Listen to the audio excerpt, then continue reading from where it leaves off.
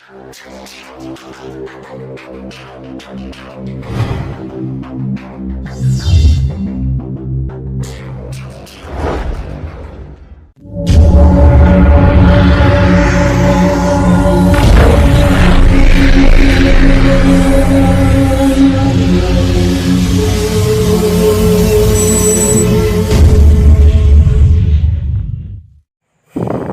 Friends, कैसे हैं आप लोग। मैं आर के पल आरपी सीटेट माइंड पे आपका स्वागत करता हूं।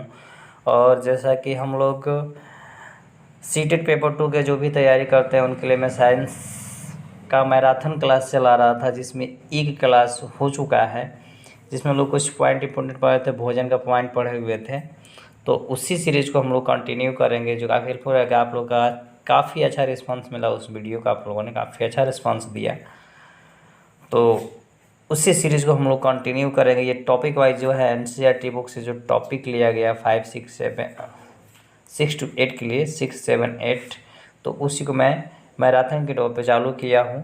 मैराथन है, महा मैराथन है ये, साइंस का ही 4 से 5 वीडियो इनके बनेंगे। इसमें एक वीडियो भी अपलोड किया, उसका डिस्क्रिप्शन में लिंक दे दूँगा। और आप उस वीडियो को नहीं देखे हैं तो जाके देख सकते हैं चैनल पे विजिट करके। उसी क्लास को हम लोग कंटिन्यू करेंगे आगे। तो चलिए बिना देरी किए हम लोग क्लास को शुरू करते हैं। इसमें पहला पॉइंट, उसमें हम लोग मोशन तक पढ़ चुके थे, अब इसमें आगे पढ़ेंगे कि आगे पॉइंट क्या है। तो इसमें पहला पॉइंट, इस क्लास का शुरुआती पॉइंट जो है वो है फ्रैक्शन। फ्रैक्शन वो है घर्षण। घर्षण यानी घिसना। फ्रैक्शन घर्षण यानी घिसना। यही चीज़ चालू करना है हमको, यही शुरुआत करना है। तो यहाँ पे लिखा हुआ है फ्रैक्शन। देखिए एक चीज़ आप ध्यान रखेंगे, फ्रैक्शन घर्षण तभी होगा जब तक दो थिंग्स यानी दो सरफेस जब तक नहीं मिलेगा तब तक घर्षण नहीं होगा। तो यहाँ पे लिखा हुआ देखेंगे आप कि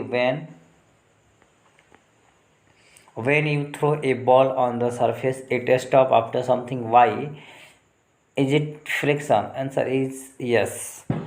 वैसे यहाँ पे एक एग्जांपल दिया हुआ है कि हम लोग जानते हैं, जैसे मान लीजिए कि जब बॉल को हम लोग थ्रो से एकदम जोर से बॉल को अगर मारते हैं तो कुछ दूर के बाद जाके बॉल क्या होता है, अपने आप रुक जाता है। इसका रीज़न क्या है, तो यहाँ पे वो फ्रैक्शन की वजह से वो क्या होता है, रुक जाता है।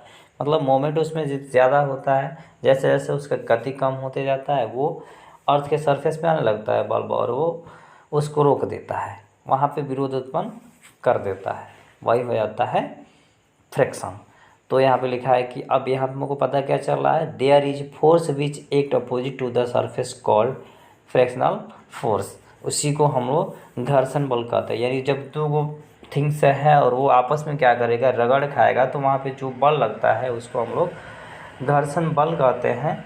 यानी अपोजिट साइड में, मतलब धरती है उसी पे कोई चीज़ है या कोई भी अपोजिट साइड है, थिंग्स है, उसके अपोजिट साइड में सरफेस में एक्ट करे फोर्स, जो फोर्स काम करता है उसी को हम लोग घर्षण बल कहते हैं। आई होप आप लोग ये समझ चुके होंगे कि घर्षण बल कहेंगे किसको।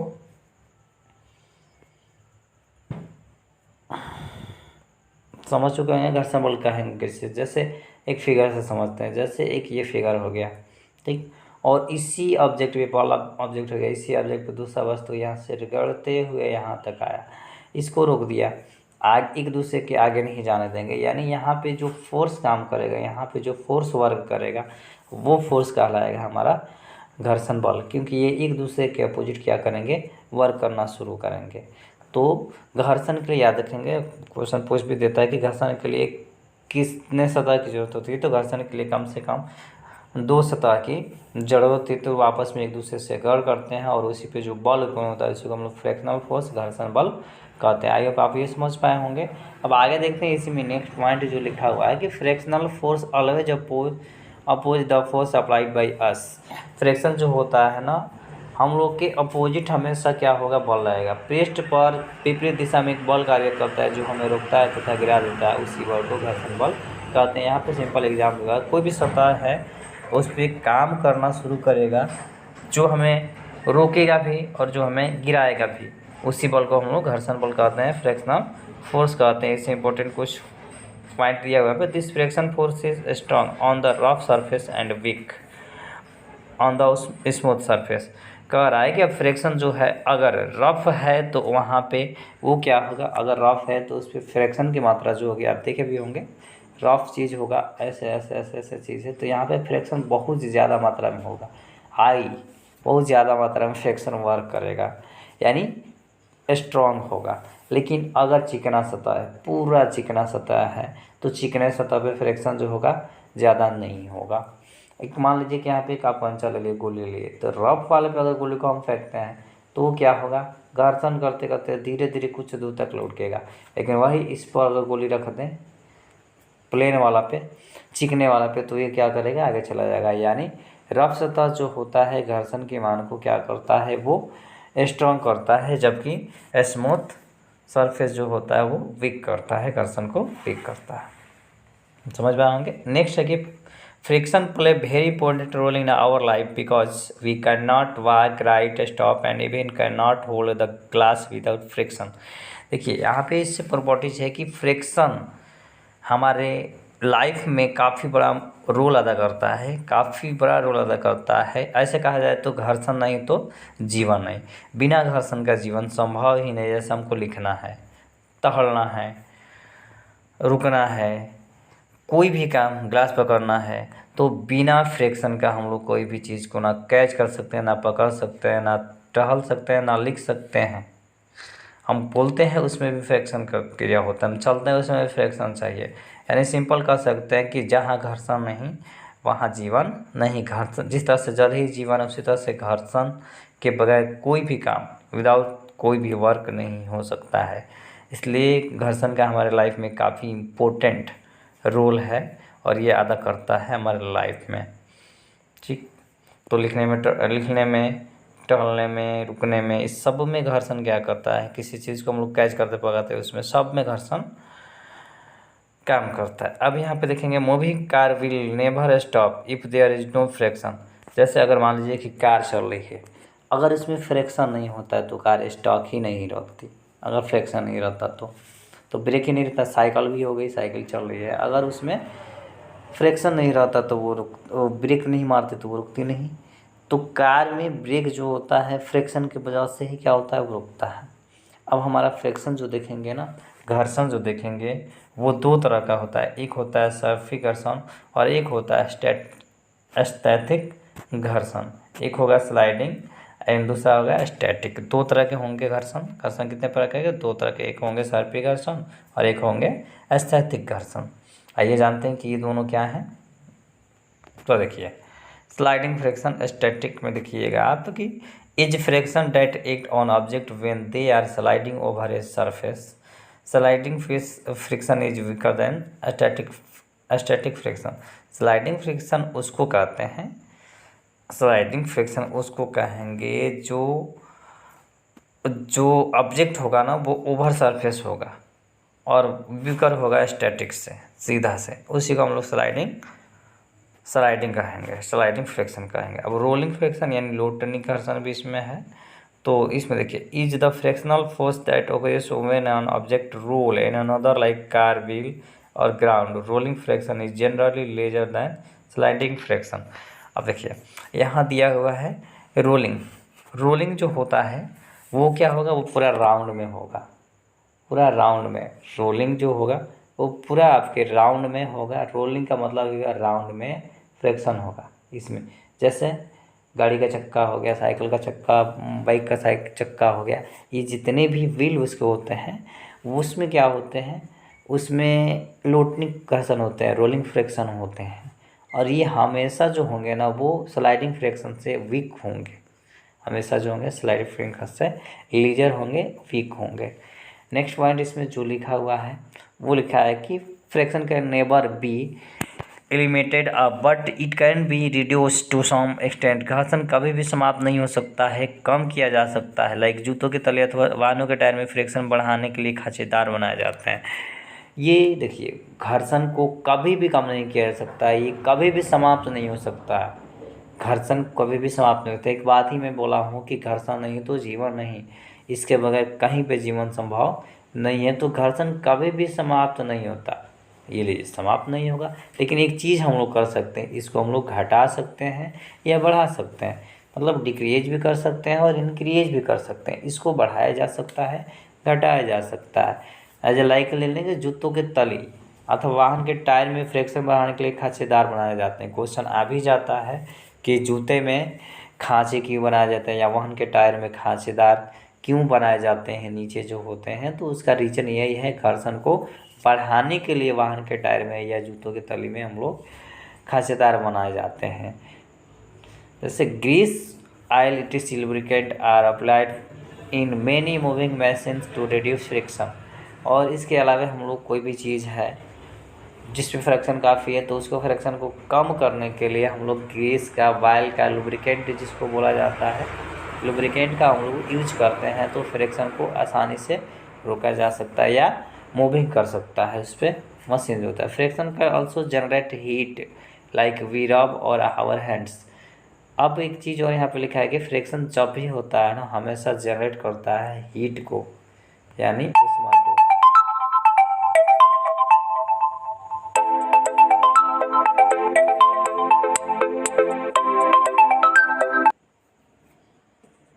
तो समझ पाए होंगे आप लोग कि इसमें फ्रिक्शन जो होता है ना वो हमेशा हीट, फ्रिक्शन जो होता है हमेशा क्या करेगा, हीट देता है, हीट बनेगा। क्योंकि उस पर सरफेस जो होते हैं दो, तो जैसे ही दो सरफेस को हम लोग आपस में इस तरीके से अगर रगड़ना शुरू करें तो आपस में इस तरीके से रगड़ेंगे तो यहाँ पे हीट वही उत्पन्न होगा। जब दो सतह मिलता है तो उसमें हीट उत्पन्न होता है। तो यहाँ पे फ्रिक्शन जो होता है ना इस पर हीट होता है। जैसे हम लोग हैंड से क्या किए, किसी चीज़ पे रगड़ना शुरू किए तो वहाँ पे हीट उत्पन्न होता है। तो फ्रिक्शन में हमेशा ये जनरेट क्या करता है, हीट को जनरेट करता है हमेशा के लिए। Due to heat generate by friction, वो फ्रिक्शन हो के वजह से। एक्सेप्ट एनर्जी इज, अब आगे इसमें दिया है एनर्जी।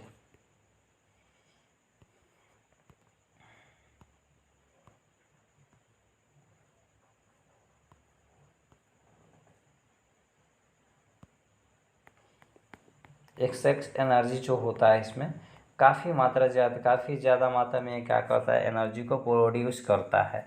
ऊर्जा भी इसमें काफ़ी ज़्यादा मात्रा में लगता है। नेक्स्ट हमारा पॉइंट जो होगा, आई होप कि फ्रिक्शन आप समझे होंगे। फ्रिक्शन की दो सतहों के बीच, और ये कितने तरह के होते हैं, तो ये दो तरह के होते हैं, सर्पी होते हैं, स्थैतिक होते, एक लोटनिक घर्षण भी होते हैं। तीनों चीज़ हम लोग, तो हम अगला पॉइंट देखेंगे मोशन एंड टाइम, गति एवं समय। नेक्स्ट हमारा पॉइंट जो है वो मोशन एवं गति एवं समय, मोशन एंड टाइम।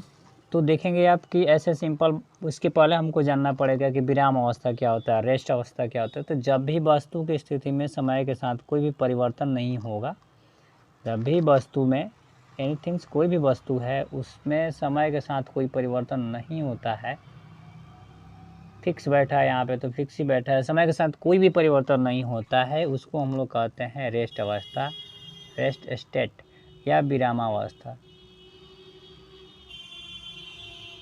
विरामा अवस्था उसको कहा जाता है। यानी वो जो है ना वो उठ नहीं रहा है, लेकिन अब उसके अपोजिट हो जाएगा कि समय के साथ अगर किसी भी वस्तु की स्थिति में परिवर्तन होता है, उसी को हम लोग गति कहते हैं।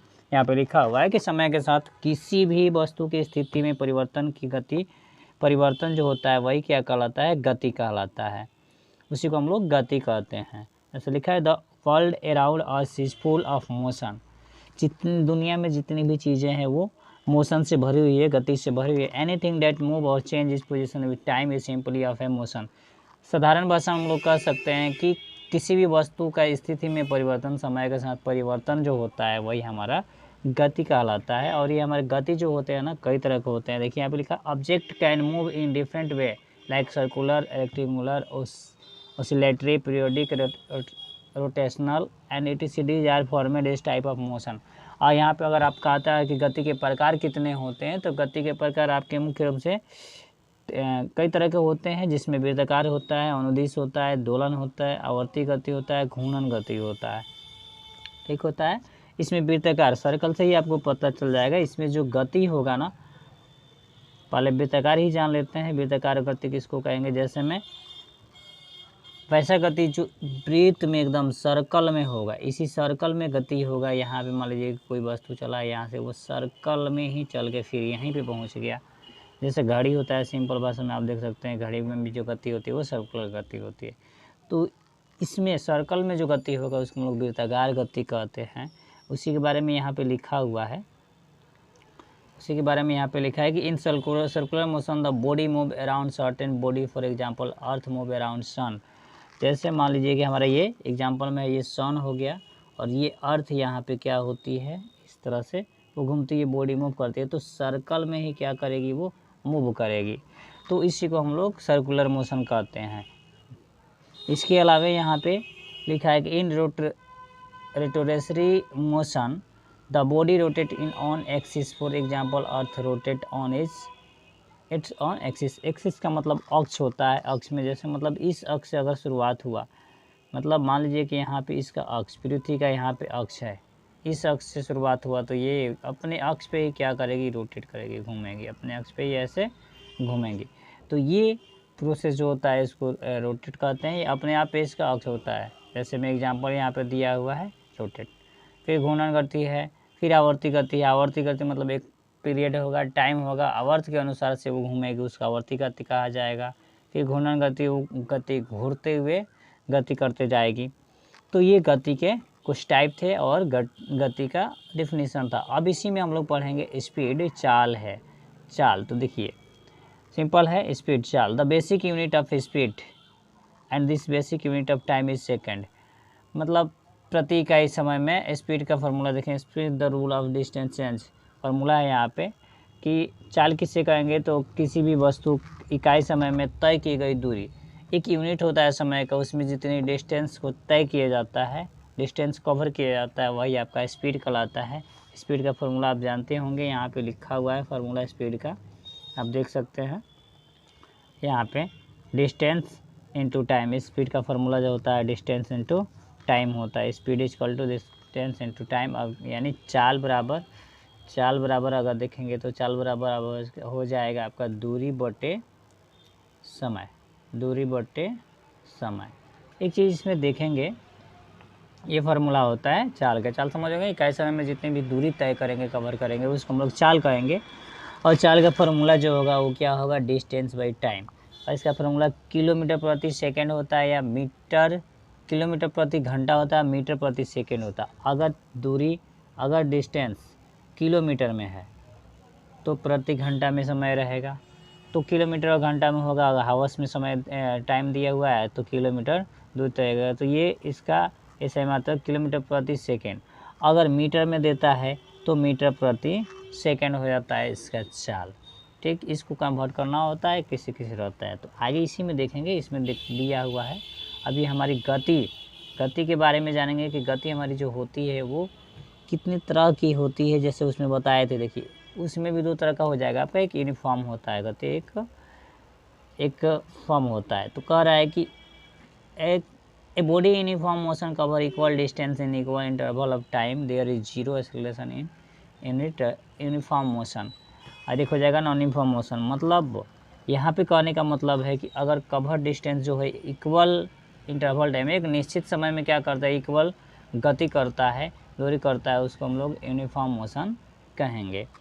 वही अपोजिट इससे हो जाता है कि a body non uniform motion cover unequal distance in equal interval of time. मतलब समय भी फिक्स नहीं रहेगा और डिस्टेंस भी इक्वल नहीं रहेगा, लेकिन उसमें एक्सेलरेशन जो होगा वो भी जीरो रहेगा, उसको हम लोग असमान गति कहेंगे। An instant time many device were used to measure time such as solarium, धूप घड़ी, water clock and sand clock. इसको हम लोग बालू का क्लॉक जो होता है उसे देख सकते हैं, वाटर क्लॉक से देख सकते हैं, धूप घड़ी से देख सकते हैं। इसको मेजर कर सकते हैं, समान गति को और असमान गति को।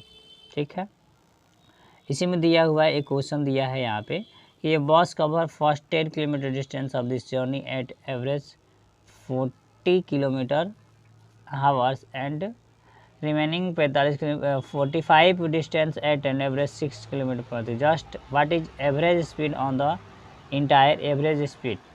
औसत 40 का निकालना है, तो यहाँ पे डिस्टेंस दे चुका है और दूरी दे चुका है, और यहाँ पे भी डिस्टेंस दे चुका है, दूरी दे चुका है। तो दोनों का दूरी निकाल के माइनस कर देंगे, स्पीड दोनों का निकाल के माइनस कर देंगे, तो वो इस सवाल ये हल हो जाएगा। अब अपने से वीडियो को रोक के सवाल को हल कर सकते हैं।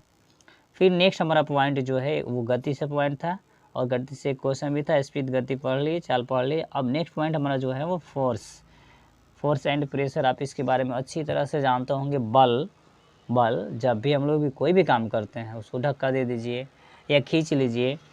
जैसे यहाँ पे फिगर में आप देख रहे होंगे, फिगर में दिखाया हुआ है, फिगर में आप देख सकते हैं, फिगर में दिखाया हुआ है कि एक व्यक्ति यहाँ पे किसी चीज़ को खींच रहा है, और एक व्यक्ति इधर देखिए, ये भी खींच रहा है लो, और ये भी खींच रहा है लो, ये खींच रहा है।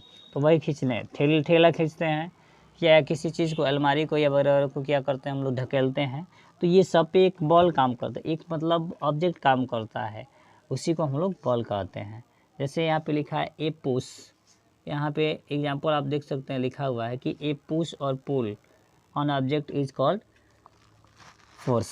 यानी किसी भी ऑब्जेक्ट को हम लोग पुल करते हैं या पुश करते हैं तो वो कहलाता है आपका बल, फोर्स कहलाता है। किसी वस्तु पर लगने वाले धक्के को हम लोग बल कहते हैं, या खिंचाव को बल कहते हैं, फोर्स कहते हैं। सिंपल बात में आप समझ सकते हैं, कोई भी वस्तु को आप खींच रहे हैं या ढकेल रहे हैं वो बल काम करता है। देखिए बल के लिए कम से कम कितनी वस्तु की आवश्यकता होनी चाहिए, सिंगल एक। यहाँ पे अगर मान लीजिए कि वस्तु है, अगर इसको कोई ढकेलता नहीं, कुछ नहीं, तो रेस्ट अवस्था में रहेगा, इस पर बल लगेगा नहीं लगेगा। तो बल लगने के लिए मान लीजिए कि यहाँ पे आप खड़े हो गए, एक इंसान खड़ा है कि यहाँ पे पत्थर है, पत्थर को खींच रहा है या ढकेल रहा है, तो ये क्या हुआ, बल लगा। तो कम से कम थिंग्स कितना लगे यहाँ पे हमको, ऑब्जेक्ट कितने, दो ऑब्जेक्ट की जरूरत पड़ती है। तो वहीं पे लिखा है to apply force least two object in interaction in needed.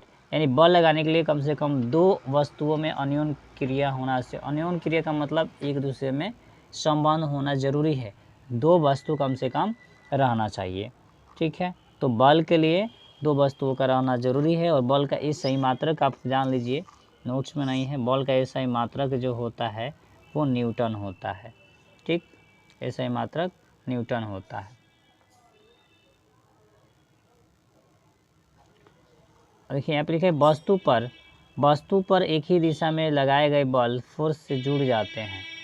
वस्तु पर अगर हम एक ही दिशा में सेम डायरेक्शन में अगर वर्क करें, सेम डायरेक्शन इसमें वर्क करें, तो जितने भी फोर्स हम लगाएंगे वो क्या होंगे, आपस में जाके जुड़ जाते हैं। बल से रिलेटेड यहाँ पे कुछ पॉइंट लिखा हुआ है। फिर नीचे लिखा है इफ़, यदि force acting in different direction the net force is difference between the force of two object.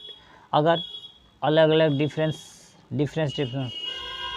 Direction में अगर फोर्स लगाते हैं, अलग अलग फोर्स को यूज करते हैं, फोर्स लगाते हैं, तो वहाँ पे अब अंतर हो जाएगा। नेट फोर्स जो लगेगा वो दोनों ऑब्जेक्ट में के डिफरेंस में क्या होगा, अंतर हो जाएगा। यानी मान इधर उधर बल फोर्स जो होगा इधर उधर लगने लगेगा। Force is measure by magnitude also it direction in which it working.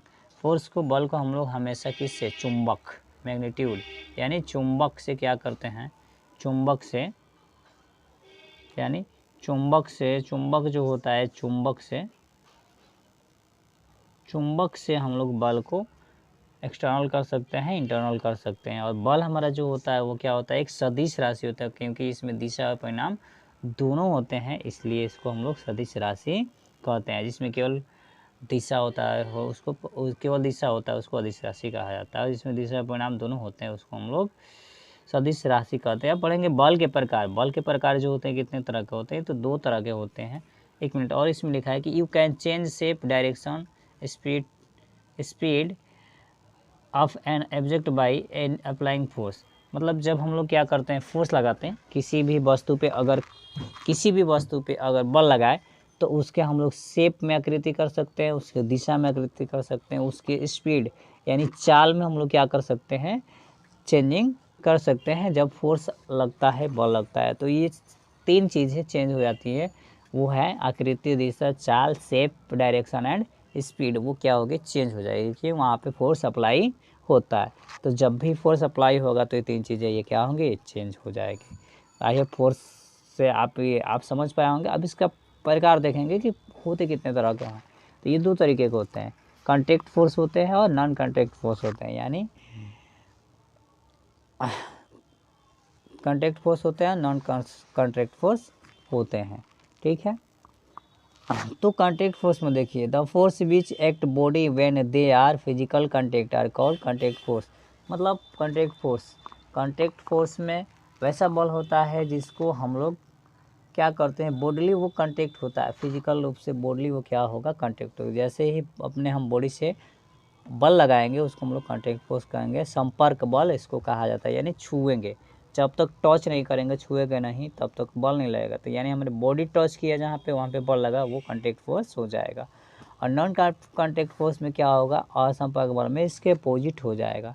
जैसे लिखा है, the force experienced by bodies even without being physical touched are called non contact force और फोर्स एट ए डिस्टेंस। वही मतलब उसमें distance रहेगा, कुछ दूर से ही क्या होगा, फोर्स लगेगा, लेकिन हमारी बॉडी कहीं पे टच नहीं होगी, उसको नॉन कॉन्टैक्ट फोर्स कहा जाएगा। मतलब छूने की ज़रूरत ही नहीं है उसको, वो ऑटोमेटिक क्या होगा, कुछ दूरी की वजह से वो लग जाएगा। अब इसमें नीचे लिखा है, type contact force, frictional force, normal reaction force, tension force as applied through straight force exerted by spring force extend during collision. मतलब ये संपर्क बल में, इसमें एग्जांपल में इसके भी टाइप होते हैं कॉन्टैक्ट फोर्स के। वो घर्षण बल हो जाता है, स्थैतिक घर्षण बल हो जाता है, चुंबकीय बल हो जाता है। ये जितने बल होते हैं ना, सॉरी इसमें तो नहीं होंगे, इसमें घर्षण बल हो जाएगा, रिएक्शन बल हो जाएगा, ये जितने होते हैं, स्प्रिंग से कोई चीज़ है वो बल हो जाएगा। तो सब ये कॉन्टैक्ट फोर्स के अंतर्गत आते हैं। और नॉन कॉन्टैक्ट फोर्स के अंतर्गत देखेंगे तो magnetic force, electrostatic force, gravitational force, ये जितने होते हैं नॉन कॉन्टैक्ट फोर्स होते हैं, इसको छूने की जरूरत नहीं होती। यानी गुरुत्वाकर्षण बल, फिर चुंबकीय बल, फिर लाइन वाला जो बल होता है, वो ये तीनों बल जो होते हैं ना, ये नॉन कॉन्टैक्ट फोर्स होते हैं, इसमें हम लोग छूने नहीं जाते हैं। तो आई होप फोर्स आप समझ पाए होंगे, फोर्स और फोर्स से रिलेटेड पॉइंट आप समझ पाए होंगे। चलिए आगे देख लेते हैं पॉइंट को, आगे क्या है। आगे देखिए, बल के बाद नेक्स्ट जो आता है वो प्रेशर, दाब आता है। चूँकि बल हम लगा लिए, चाल हो गया, वहाँ पे कुछ एरिया भी होता है, तो अब वही पढ़ना है दाब। तो देखिए यहाँ पे force acting perpendicular the certain surface is called pressure. किसी पृष्ठ के प्रति एकांक क्षेत्रफल पर लगने वाले बल को हम लोग दाब कहते हैं। मतलब अगर सतह है, वहाँ पे जितने भी हम लोग बल लगा रहे हैं, तो एरिया उसका कुछ ना कुछ होगा। तो एरिया पे हम लोग जितने भी बल लगाएंगे, तो एरिया मिला, फिर हमको बल मिला, उसका रेशियो जो होगा वो आपका कहलाएगा प्रेशर, दबाव, बल, सॉरी दाब उसको कहेंगे। यानी इकाई क्षेत्र पर लगने वाले बल को हम लोग क्या कहते हैं, किसी भी पृष्ठ के प्रति इकाई क्षेत्र पर लगने वाला बल जो होता है वो प्रेशर कहलाता है, दाब कहलाता है। जैसे लिखा, in the bag inserted a bandage broad band is made so that area increase and the pressure decrease. मतलब कोई बैग है, उसमें बैंडेज बांधते हैं, चौड़ा अगर होता है तो चौड़ा सा बैंडेज बांधते हैं, तो सो देयर एरिया इंक्रीज, तो उसके एरिया को हम लोग बढ़ाने के लिए, एरिया को, और उस पर दाब को डिक्रीज करने के लिए ऐसा करते हैं। तो मतलब दाब बढ़ भी सकता है और कम भी हो सकता है। Pressure depend on the height of the stationary fluid. इसमें दाब जो होता है ना, वो कितनी ऊंचाई पर है, कितनी ऊंचाई से लग रहा है, उस पर डिपेंड करता है। Pressure in liquid various different height. Liquid में प्रेशर दाब जो होता है काफ़ी ऊंच होता है इसका। In liquid pressure is maximum at bottom of the surface of container. मतलब ज़्यादा से ज़्यादा उसके ऊपर, मान लीजिए कंटेनर है, तो यहाँ फोर्स जो लगेगा ना, ज़्यादा से ज़्यादा ऊपर की तरफ लगेगा फोर्स, ठीक। The pressure of the fluid is the same all direction at any depth. और प्रेशर जो होता है ना, अगर कोई भी चीज़ फ्लूइड में है यानी बहता है, तो उसमें प्रेशर जो होगा बहुत अंदर तक क्या होगा, लगेगा। The pressure of the fluid same depth depend on the density of fluid. और वो डिपेंड करेगा किस पे, उसका प्रेशर जो डिपेंड करेगा किस पे, उसकी डेंसिटी पे, घनत्व, मतलब द्रव्यमान बटे आयतन होता है, यानी उसका द्रव्यमान कितना है, मास कितना है, और उसका वॉल्यूम कितना है, उस पर, उसको हम लोग डेंसिटी कहते हैं। डेंसिटी का फार्मूला भी काफ़ी इंपॉर्टेंट होता है, याद रखेंगे, इससे क्वेश्चन आता है डेंसिटी से। यानी D इक्वल टू होता है, डेंसिटी आपका जो होगा, अब वो होगा मास बटे वॉल्यूम। यानी D equal to M/V, M equal to V, M/V, ये फार्मूला होता है घनत्व का, डेंसिटी का। यानी उसमें मास जितना रहेगा और वॉल्यूम जितना रहेगा वो उसका आयतन कहलाएगा। तो ये डेप्थ पे डिपेंड करता है, वो जितने डेंसिटी होगा, गहरा होगा, उसी पे डेंसिटी बढ़ेगा, ठीक है। प्रेशर इज स्केलर क्वांटिटी, और प्रेशर यानी दाब जो होता है वो क्या होता है, वो एक अदिश राशि होता है, डिपेंड ऑन मैग्नेटिक ओनली। और ये डिपेंड किस पे रहता है, तो वो चुंबक पे डिपेंड रहता है। यहाँ पे आप देखे होंगे कि यहाँ पे प्रेशर लग रहा है, यहाँ पे भी प्रेशर लग रहा है, ठीक है। और ये इसका मास हो जाएगा, अंदर वाला जितने भी रहेगा वो आपका वॉल्यूम हो जाएगा। इसी का रेशियो निकाल देंगे तो डी निकल जाएगा, यानी डेंसिटी निकल जाएगा। तो इसमें प्रेशर, ये प्रेशर जो होता है वो क्या होता है, स्केलर क्वांटिटी होता है, यानी अदिश राशि होता है। और ये डिपेंड करता है किस पे, मैग्नेटिक पे ओनली। एक चीज़ इसमें नहीं दिया हुआ है, दाब की इकाई जो होती है क्या होती है, तो दाब की इकाई जो होती है वो पास्कल होती है। याद रखिएगा आप, ये क्वेश्चन आता है कि दाब की इकाई क्या होती है, तो वो पास्कल होती है। और दाब का फार्मूला क्या होता है, तो वो होता है बल बटे क्षेत्रफल, यानी दाब को हम लोग पी से डिनोट करते हैं, प्रेशर को पी से डिनोट करेंगे, और बल को एफ से, और क्षेत्रफल को एरिया यानी ए से डिनोट करते हैं। तो इसलिए पी इक्वल टू फार्मूला हो जाएगा F by A, F upon A. इसी में है दाब कई तरह के होते हैं, इसमें देखिए वायुमंडलीय दाब एक होता है। तो atmospheric pressure is the forces action against surface by weight of air above the surface. मतलब कोई भी चीज़ है सरफेस लेके जा रहे हैं, कोई भी थिंग्स, उस पर एयर, सरफेस का एयर, जो एयर का वेट है वो कितना लगता है, वही आपका वायुमंडलीय दाब कहलाता है। If all the air between sucker and surface is remove then is not possible for us remove the sucker from surface. मतलब कोई चीज़ है, सरफेस सतह है, उस पर बल लग गया तो वो चेंज नहीं हो सकता है, दूर नहीं हो सकता है, ठीक। आगे लिखा है we can feel it that air without where body in our lungs stomach for example same pressure. तो आप समझ पाए होंगे, एटमॉस्फेरिक प्रेशर समझ पाए होंगे, ठीक। जब भी हम लोग कोई चीज़ ऊपर रहेगा, so there is no pressure different and no need for exert and any force. मतलब प्रेशर जो होगा ना, जितना जितना हम लोग ऊपर बढ़ते जाएंगे उसका प्रेशर बढ़ेगा, नीचे आएंगे तो उसका प्रेशर, वायुमंडलीय प्रेशर जो होगा वो कम होते जाएगा। इसी में नेक्स्ट पॉइंट जो है, इसमें देखिए, इसी में नेक्स्ट पॉइंट है कुछ उसमें, if the frequency of a simple pendulum सरलोलक is 2 Hz, how many oscillation will complete in 16 second. एक आवर्त दिया हुआ है, आवर्त किसको बोलेंगे, आवर्तकार। तो देखिए, मतलब 1 सेकेंड में प्रति हर्ट्ज में जितने भी हम लोग वर्क करते हैं उसको आवर्तकाल कहा जाता है। आवर्तकाल को हम लोग 30 से सूचित करते हैं। यहाँ पे फ्रीक्वेंसी जो होता है, यानी आवृत्ति जो होता है, वो oscillation बाई टाइम होता है, फार्मूला होता है 1/टाइम। दूरी समय अगर आपको हम लोग सामान्यतः रेखा द्वारा निरूपित किए जाते हैं। यहाँ पे देखिए दूरी ग्राफ होगा, दिखाना कोई भी चीज़ है तो वो यहाँ पे ट्रेवल कैसे कर रहा है उसको हम लोग दिखा सकते हैं। मतलब एक्स अक्ष पे जो होगा ना, एक्स अक्ष पे स्पीड होगा, सॉरी टाइम होगा या स्पीड होगा, और दूरी जो होगा यहाँ पे होगा। उसी तरह से अगर हमको स्पीड दिखाना हो तो स्पीड यहाँ पे दिखा देंगे, डिस्टेंस को यहाँ पे दिखा सकते हैं ग्राफ के द्वारा, ठीक। तो ये डिस्टेंस है। तो अब आगे पढ़ना है हमारा नेक्स्ट पॉइंट जो है वो है हीट। ऊष्मा काफ़ी इंपॉर्टेंट है, इससे क्वेश्चन आते हैं। ऊष्मा, हीट का मतलब ही होता है गर्मी पैदा करना, ऊष्मा पैदा करना, ये एक ऊर्जा देता है। तो देखिए, ऊष्मा ऊर्जा का वह रूप है जो विभिन्न तापमानों पर दो पदार्थों के बीच, ऊष्मा ऊर्जा का वह रूप है जो विभिन्न तापमानों पर, यानी अलग अलग तापमानों पर क्या करता है, ये अलग अलग तापमानों पर दो पदार्थों के बीच स्थानांतरित होता है। मतलब ये बदलते रहता है, एक जगह से दूसरे जगह जाते रहता है। Energy that transfer between two substance in different temperature, अलग अलग तापमान पे वो बदलते रहता है, उसी को हम लोग ऊष्मा कहते हैं, यानी एक ऊर्जा होता है। Heat always transfer from hot body cold body, ये ऊष्मा जो होता है ना वो गर्म बॉडी से, अगर कोई चीज़ गर्म है तो गर्म से ठंड, अगर हमारा बॉडी कोल्ड है तो इसमें क्या करेगा, वो ट्रांसफ़र कर देगा। हीट ट्रांसफर इन 3 वेट, और हीट जो होता है वो 3 तरीके से क्या होता है, ट्रांसफ़र होता है। ट्रांसफ़र होने के इसके तरीके जो होते हैं 3 तरीके, फिगर पे आप देख सकते हैं, यहाँ पे फिगर पे दिखाया हुआ। एक होता है चालन विधि, एक होता है संवहन विधि, एक होता है विकिरण विधि। 3 तरह के होंगे, एक होंगे कंडक्शन, एक होंगे कन्वेक्शन, एक होगा रेडिएशन। 3 तरीके से ये हमारे बॉडी में या किसी भी ऑब्जेक्ट में क्या करता है, मूव करता है। पहला, in solid heat often transferred by conduction, अगर कोई भी ठोस पदार्थ है सॉलिड है तो कंडक्शन विधि से, यानी चालन विधि से वो क्या होगा, बहेगा। In liquid and gases heat transferred convection, अगर कोई पदार्थ अगर लिक्विड में है या गैसेज में है तो वो कन्वेक्शन से क्या होगा, पहुँचेगा। No medium is required for transfer heat by radiation, और इसमें कोई भी रेडिएशन के लिए कोई भी मीडियम नहीं होता है, ना ही लिक्विड होगा, ना ही सॉलिड होगा, ना ही गैस होगा। ठीक है।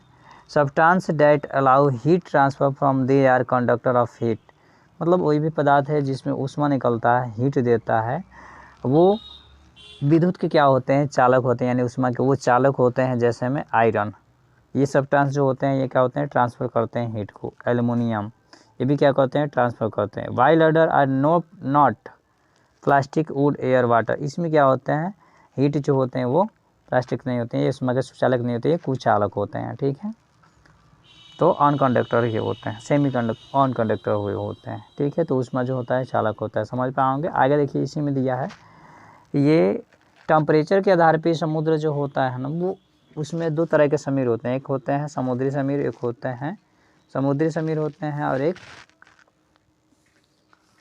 स्थलीय समीर होते हैं। जैसे during the day and land is very much faster than sea, that is why air of land rises above, मतलब जब समुद्र की तरफ से क्या होती है, समुद्र की तरफ से तेज़ हवाएं निकलती है, उसको हम लोग समुद्री समीर कहते हैं। The take place the cold air of sea flow toward inland call sea breeze, उस समय क्या होता है, समुद्र के रास्ते से हवा जो निकलती है वो क्या होती है, ठंडी निकलती है, हमें ठंडी महसूस होता है, तो उसको हम लोग सी ब्रीज कहते हैं, समुद्र समीर कहते हैं।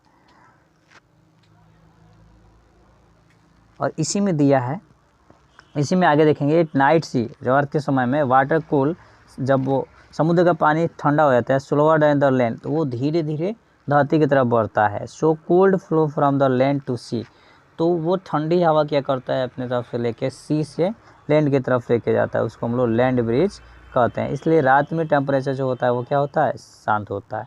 The thermometer with which we measure the temperature of our body is called clinical thermometer, जैसे हम लोग के बॉडी को अगर मापना है तो उसको हम लोग थर्मामीटर से क्या करते हैं, मापते हैं, थर्मामीटर से उसको मापा जाता है। हमारे बॉडी को किससे मापा जाएगा, तो वो है थर्मामीटर से मापा जाएगा, ठीक है। क्वेश्चन आ सकता है कि हमारे बॉडी के टेम्परेचर को मापने के लिए किस यंत्र का उपयोग किया जाता है, तो वो है थर्मामीटर, क्लिनिकल थर्मामीटर का।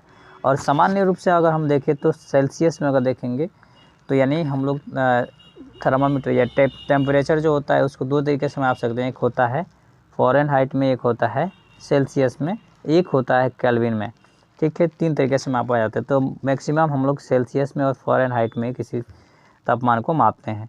तो हमारे बॉडी का टेम्परेचर मुख्य रूप से जो होता है वो होता है 37 डिग्री सेल्सियस, 37 के रेंज में।